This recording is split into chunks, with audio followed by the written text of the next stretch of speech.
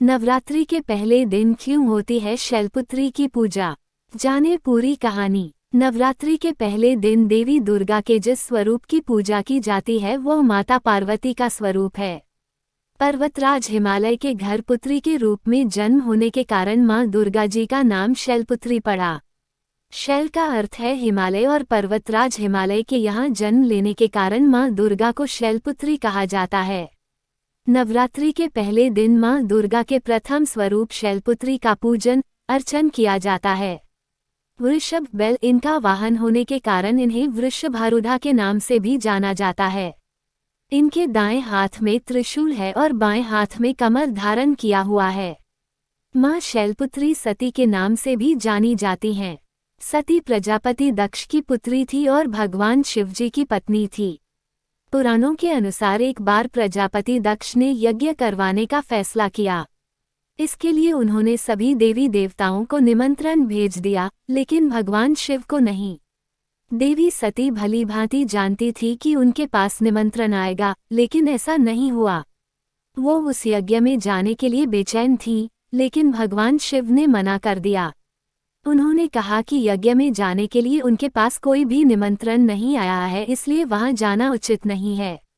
सती नहीं मानी और बार बार यज्ञ में जाने का आग्रह करती रहीं।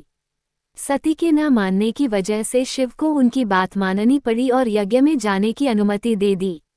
सती जब अपने पिता प्रजापित दक्ष के यहाँ पहुंची तो देखा कि कोई भी उनसे आदर और प्रेम के साथ बातचीत नहीं कर रहा है।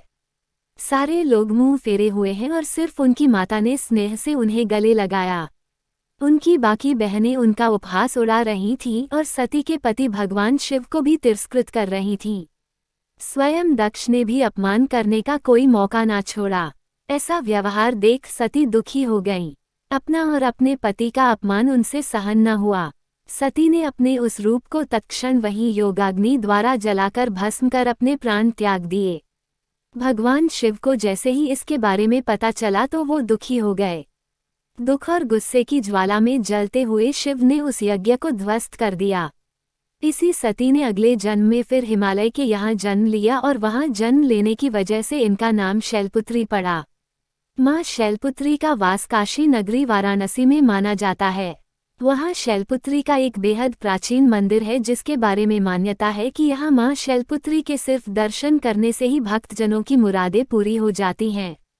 कहा तो ये भी जाता है कि नवरात्र के पहले दिन को जो भी भक्त मां शैलपुत्री के दर्शन करता है उसके सारे वैवाहिक जीवन के कष्ट दूर हो जाते हैं।